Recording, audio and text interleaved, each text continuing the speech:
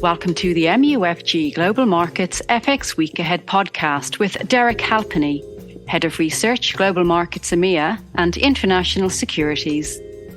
It's Friday, 11th November 2022, and joining Derek to pose some questions on the financial market themes for the week ahead is Michael Owen, MUFG's Head of Global Client Desk for EMEA in London. The following podcast is intended for professional investors and eligible counterparties only, and not for retail clients. Any content should not be regarded as an offer to conduct investment business or an investment recommendation, but for information purposes only.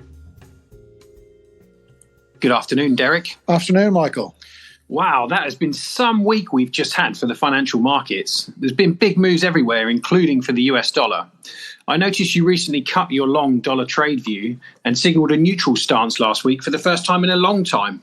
What do you think the implications are for the US dollar after yesterday's weaker than expected inflation print?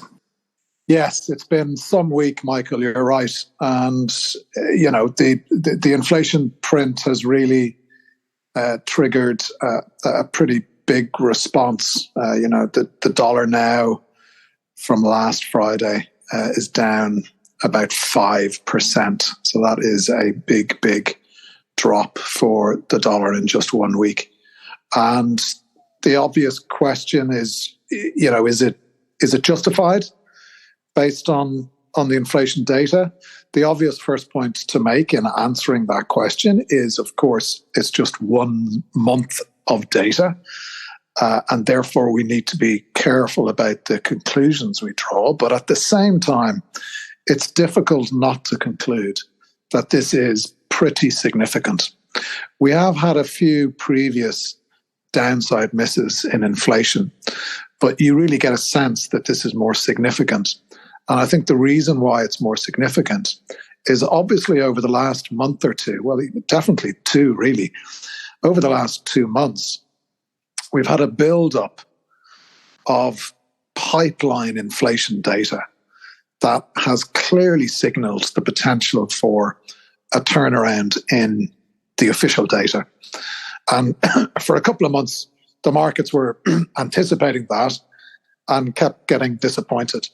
But finally, it came in the inflation data yesterday. And, the downside miss in the core CPI month on month to 3 decimal points was 0.272%. That's the biggest divergence from the consensus since the entire inflation shock began in March, April 2021. So, that in itself was significant. I also had a look through the subcategories and the sub-categories in core goods inflation. 41 of those declined month on month, and that compares to 30 the previous month. So, in other words, the decline in inflation is broadening out, and that, I think, is significant as well. And then, of course, services excluding rent was down 0.1%. Excluding rent, of course, rent actually accelerated a touch. But again, I mentioned the pipeline inflation giving evidence of declines to come, which is becoming evident, but not in rents. But the pipeline rental data is also indicative of a turn at some point soon. There is this lag between contractual rents coming down because you need those contracts to expire and then to be reset. So it's difficult to pinpoint precisely the lag. But, new rental prices are going down, and that does start to get reflected into contractuals gradually. And some of the pipeline evidence suggests that we're thereabouts in terms of a turn. So when investors incorporate the potential for rents to start coming down as well, on top of now the evidence that other aspects of inflation are coming down, you do get a real story of peak inflation. And, we could be now talking about, 3 peaks: peak inflation, peak rates, and peak US dollar. And I think certainly from the perspective of our forecasts, where we had maintained a dollar bullish view through until the end of this year, and we had like euro dollar, for example, at 95, and DXY effectively at around the 114 level. You're talking now about a 7% divergence from today's spot. And I think it's very unlikely we're going to get a 7% rebound in the US dollar between now and the end of the year. So I think we're going to have to adjust our dollar levels lower. You know, the Fed has not yet pivoted, but the market has pivoted. And that is crucial, and it's important. Is the market entirely wrong? I don't think so. Of course, the Fed's rhetoric will remain very hawkish. And of course, we did have evidence of that in comments from Fed presidents yesterday, talking about it's better to do too much rather than too little. And I expect that hawkishness to continue because financial conditions are now easing and the Fed will be a little bit uncomfortable with that. But I'm not sure the hawkishness from the Fed is going to be enough to turn the markets around. And in that sense, I think, you know, the dollar peak for now is definitely in place, and indeed possibly for the cycle. And in that sense, it's significant. I'm not suggesting we're not going to get periods of dollar strength. There are challenges ahead in 2023 in terms of quantitative tightening, shrinking liquidity, headwinds for equities that still lie ahead. But I think, you know, over the short term, the dynamic has changed and is definitely more favorable for some further dollar weakness from here. That's very interesting, Derek. So further dollar weakness is foreseeable in the short term. Do you think this means a stronger pound then going forward? We also have a big event this week with the budget statement from Chancellor Hunt. Do you think this announcement will be a market mover for the pound? Yeah, it's a big event next week, Michael. You're right. You know, the fiscal announcement will be on the 17th of November by Jeremy Hunt. And, you know, sterling has obviously bounced versus the US dollar, just like the rest of G10 has. But I think it's interesting that when you look at sterling performance versus other currencies within G10, the outperformance is quite narrow in terms of the currencies that the pound has done better against. And for example, you know, euro sterling has held up during this big move of dollar weakness and risk on. And generally, historically speaking, when you have kind of global risk on, euro sterling tends to move lower. So I think there is a kind of a negative aspect to pound performance, even though obviously pound versus dollar has moved strongly higher because of the dollar weakness. And I think that reflects, number one, some uncertainty in terms of next week and that fiscal announcement. But of course, the backdrop is still pretty grim, and we had confirmation of that with the GDP data today, minus 0.2% in Q3. So, you know, the Bank of England is now projecting between 5 and 8 quarters of contraction, depending on where you pitch the terminal rate. At unchanged rates at 3%, we're talking 5 quarters of contraction. They're going to hike again, so it's possibly 6.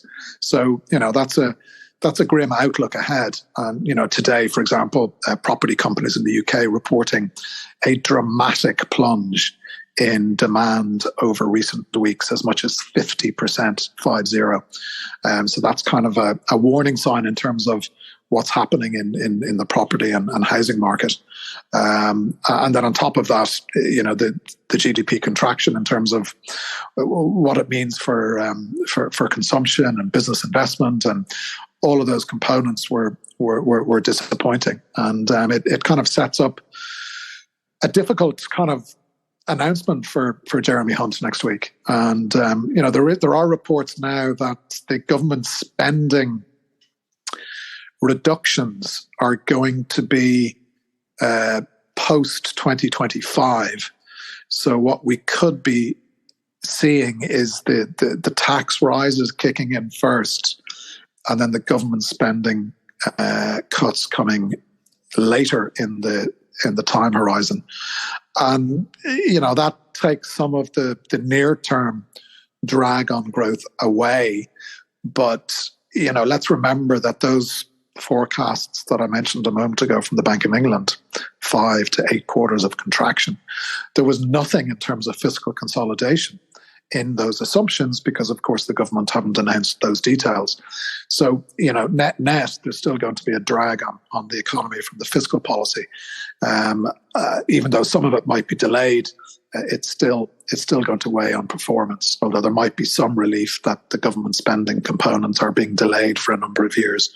But still, tax rises are going to be a notable drag on the household when obviously the cost of living is hitting households. So I guess the key thing is that the pound can continue to perform well against the dollar, obviously in circumstances of what's happening with the dollar, but we're still expecting some underperformance to be evident for the pound versus other currencies.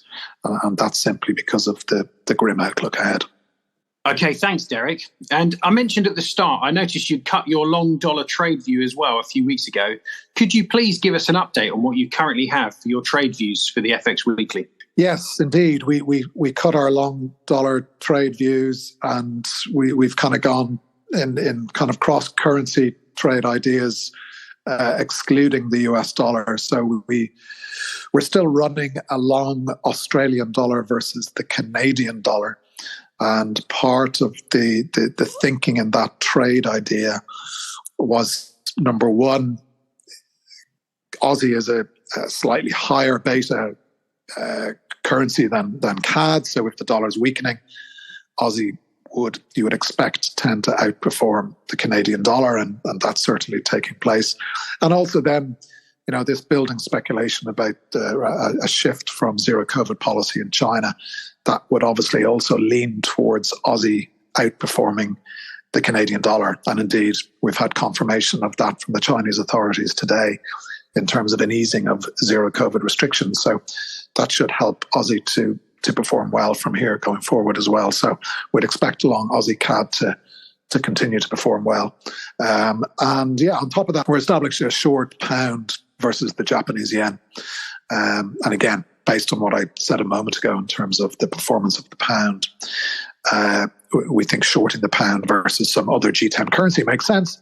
And of course, dollar yen has had a big move to the downside. And, the currency that was most stretched and underperformed the most in terms of the period of dollar strength on higher inflation was, of course, the Japanese yen.